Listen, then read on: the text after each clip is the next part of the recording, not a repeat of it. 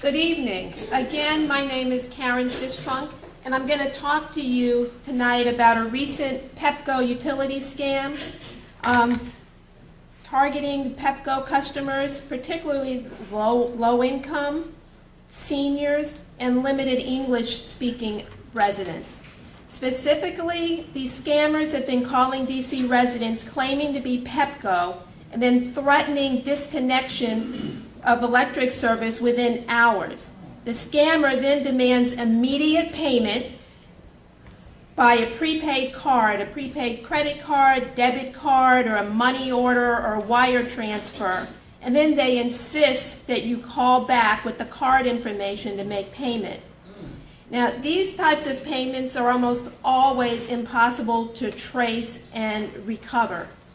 But basically they ask you or demand that you go to your local 7-Eleven or store and buy a card, come right back, and they will give you a callback number. But what's really troubling is that most of the time, the number on your caller ID appears to be Pepco's phone number. It's called spoofing. That's what I just found out. And when you call back on this phone number that's provided by the scammer to make payment, you'll hear what sounds like the recorded greeting when you call Pepco. And so this makes it really confusing and difficult for consumers to really understand whether this call is legitimate or not. But this scamming problem is only going to get worse as the weather heats up, as we move into summer, because pretty much everybody cools with electricity. This problem is just difficult, and it's costing DC residents lots of money and anxiety. Now, while these scammers are really hard to catch, OPC has been working to get the word out to DC residents throughout the city about this scam and to educate them on how to protect themselves from being a possible victim. We're also working with the DC Public Service Commission and the DC Office of the Attorney General. We're collaborating so that we can cast a wider net to make sure that we reach as many people as possible. Specifically, what we tell people in terms of how to protect themselves from this scam is we're advising residents that when you receive a call demanding payment for a utility bill, just simply hang up the phone. Then immediately call Pepco if you're not sure. Call Pepco to confirm your account status. Do you owe anything? Are you subject to disconnection? And then let them know about the scam. And then second, we advise that never ever give financial information, utility account information, social security numbers, or any identifying personal information to anyone over the phone. Just so you know, Pepco will not demand by phone payment. They will never, and they will usually, if you are subject to disconnection, you'll get 1 or 2 disconnection notices through the mail. And then when you talk to them, they're going to offer you payment options. And they're never going to ask you for any specific form of payment. So I can't emphasize enough that when you get a call like this, just hang up the phone. If you hang up the phone, there won't be any more problems. And finally, if you do end up being a victim of a utility scam, we recommend that you immediately call Pepco. You call the police. Call the Metropolitan Police Department's Financial and Cyber Crimes Unit. And then call our office, the Office of the People's Counsel, call the Public Service Commission, and call the Office of the Attorney General. It's critical. And I'm just going to tell you that in your folder, there is a consumer alert on this utility scam. And I would just, and so to the extent that you can pass this around to your constituents, it's critical. Because we're getting to as many people as we can. but we need you to then spread it throughout your community.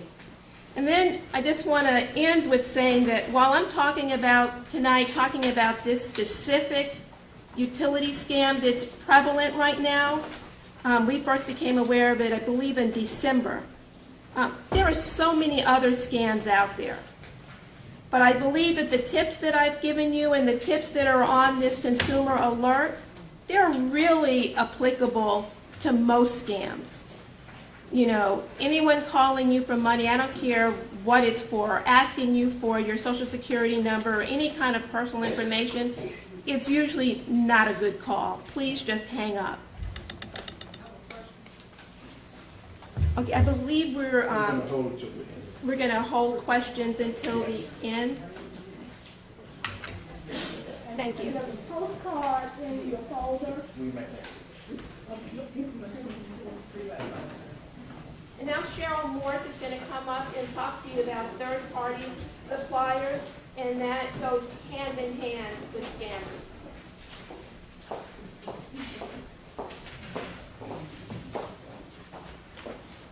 Good evening. As stated, my name is Cheryl Morse, and I'm going to talk with you about the third-party suppliers. Late in 2012, the Office of People's Counsel started receiving complaints from DC residents about their high bills and utility companies or names that were on their bills that they weren't familiar with. Most of our complaints at that time were seniors. It seems that they were heavily targeted at that time. There are many third-party suppliers in the District of Columbia that have been authorized by the Public Service Commission to sell natural gas and electric service to consumers.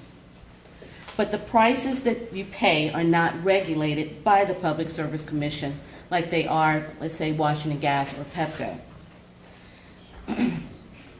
Some companies that you might be familiar with might be IDT, Major Energy, Star Energy, Clean Energy, Clearview, and Titans Gas and Power, just to name a few.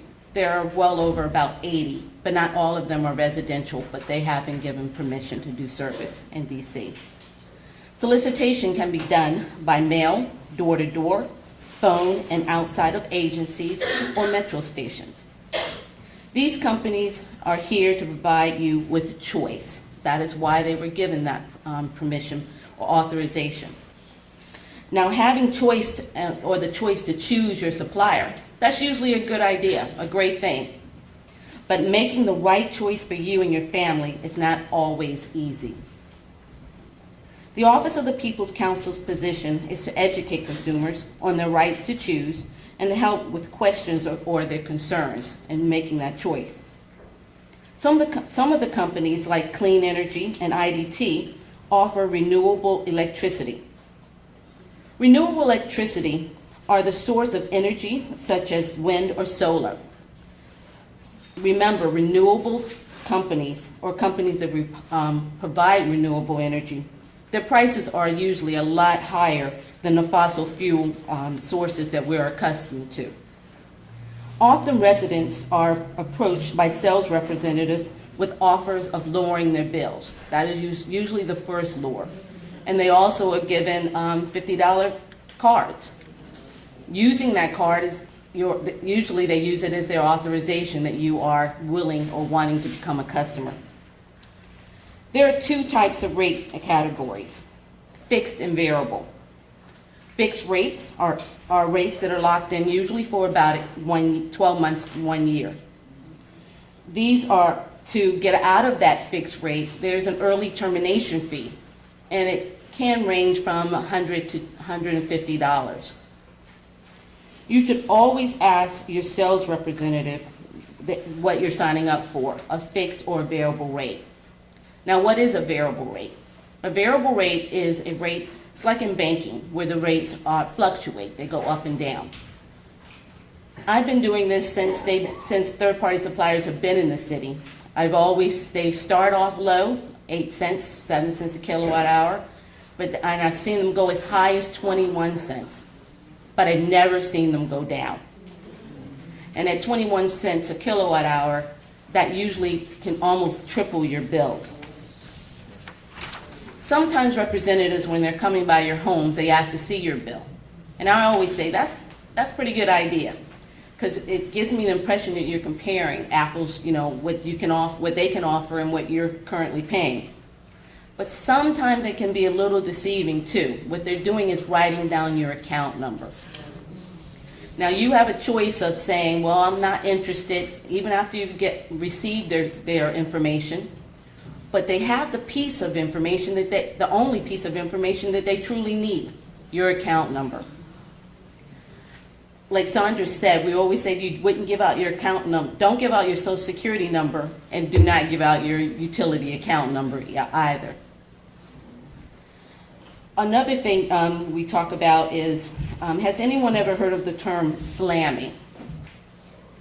Slamming is when you're switched by a third party, switched to another company from your current company, and then without your permission. And that's usually done when they take your account number and they leave your home and sign you up without your knowledge. This is usually done by reading, again, the account number from your bill and setting you up. And you usually don't know that you've signed up with this company until they're either on your bill or you start receiving information in the mail about this erroneous company.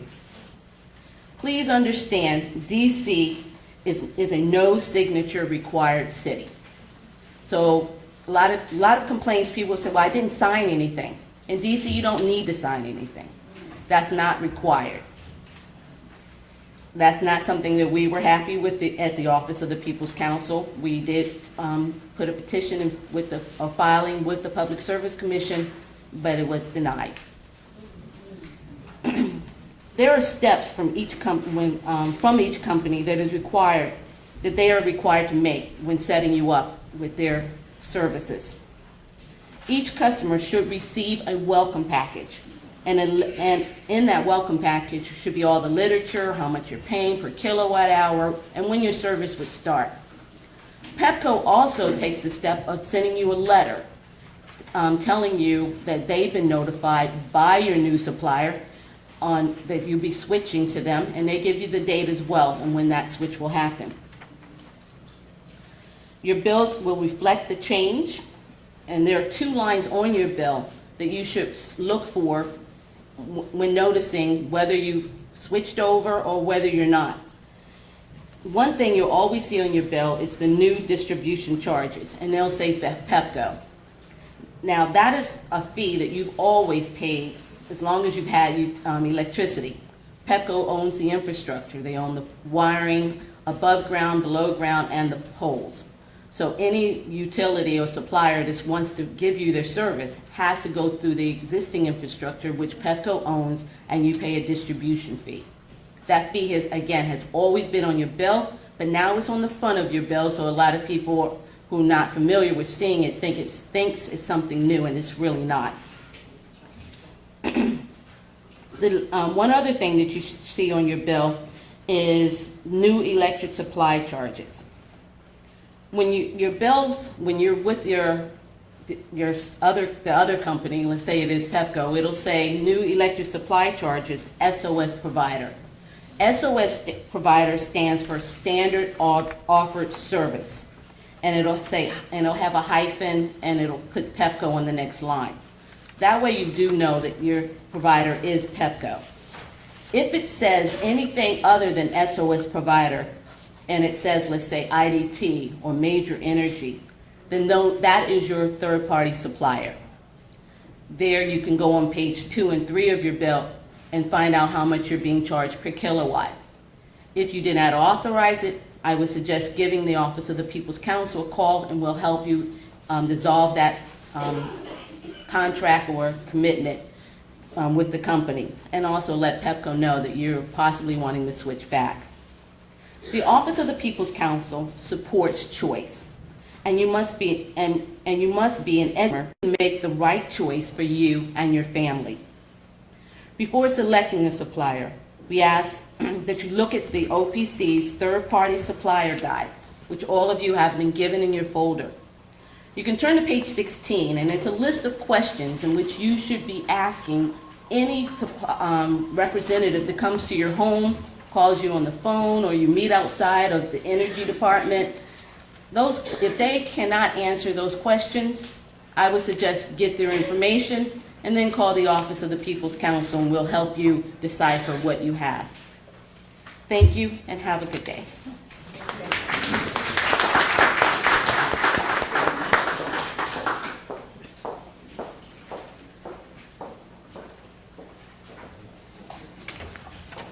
Again, my name is Thaddeus Johnson, and just a couple of notes about some of the infrastructure projects that are going on in the district. Although utilities perform routine maintenance on their pipes and wires, the district's energy delivery system is aging, and sometimes large-scale, multi-year projects are needed to bring these systems up to modern standards. But before utilities can begin these projects or recover the cost for them, they have to apply for permission from the Public Service Commission.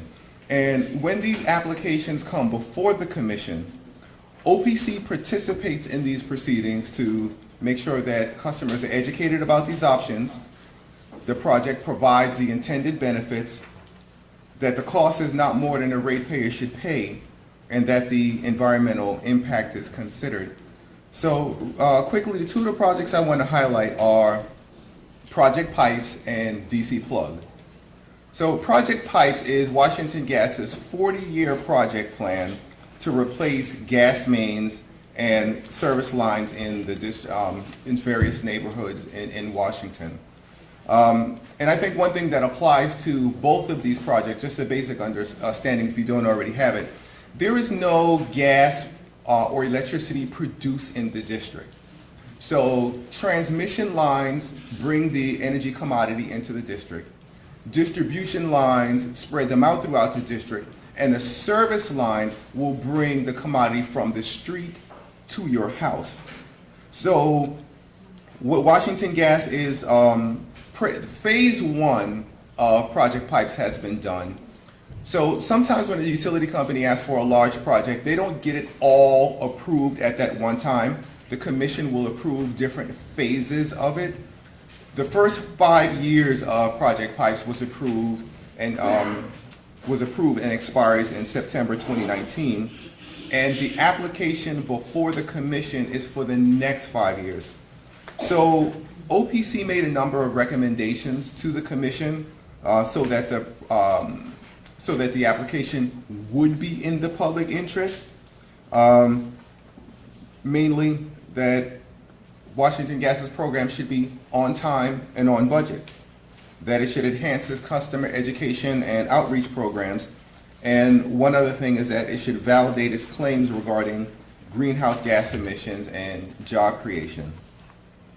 Another project I'd like to highlight is the DC Plug, that's the power line undergrounding project, which basically was Pepco's multi-year program designed to bury some of the underground feeders. So the purpose of that is storm hardening, and that is to make the system less vulnerable to power outages. So what you can expect next from that is that construction is scheduled to begin during the spring of 2019 in Ward 3. And so the 6 selected feeders are American University, Ward 7 in Benning, Fort DuPont Park, and there are other areas throughout the city. So OPC's idea, OPC's position is always so that consumers don't pay too much and that you're getting what you actually pay for. And we participate in these proceedings to help ensure that that happens.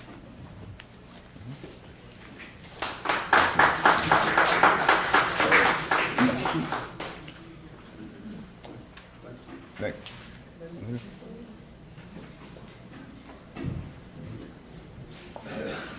We're shortening some of our presentations and some people won't speak, just to make certain that we have a chance for time for questions and answers. Good evening, and I'm Linda Jefferson, as I said earlier. And I'm going to speak with you a little bit about the resources for utilities in the District of Columbia. most of you are, or if you're not, one of the very first resources is that we normally send people to is the LIHEAP program, which is the Low Income Home Energy Assistance Program. When you go to LIHEAP, and this program is presented by the Department of Energy. And as you know, the LIHEAP program is located at 2100 Martin Luther King Avenue for Ward 7 and Ward 8 residents. There are a lot of people do not understand, or the first thing they say, well, oh, I am not eligible, my income is too high. Well, in the Department of Energy's program, there are several ways that you can be assisted, and especially when it comes to energy efficiency with doors, insulation, and windows. If there's anyone in your home, if you own your home, if there's anyone in your home who is receiving Social Security, there's not an income limit, and that is in the DC state plan. So make sure it can be a baby in your home that's receiving Social Security. But you are eligible, the home is eligible for energy efficiency program. There is the water assistance program that is primarily issued through the Salvation Army, the Greater Washington Urban League, and Strong Families. They normally will give you $300 towards your water bill. There is also, in the discount program from the Department of Energy, there are 3 what we call utility discounts. And that is the CAP, which is the Customer Assistance Program underwater. There's the Residential Essential Program, which is under gas. And there is the Residential Aid Discount Program, which is for Petco. And those discounts really can make a difference in an individual's bill. One of the things that we try to do when we're talking with consumers, especially consumers who are in need of help, and we are very conscious of the fact that in some homes there is no cash. So a lot of times when they go to the LIHEAP program, there's not enough money always to help them through, because the LIHEAP program is only once a year, the fiscal year of the district government, which is from October until September.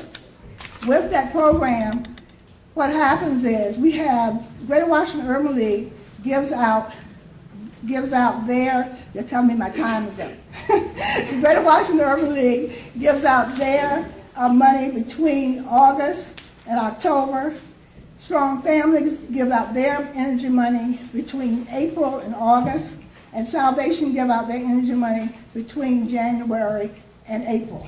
So if people are able to make it through this gap, to keep their services on, and we try to work with individuals to make this happen. And we'll answer any questions later. Thank you.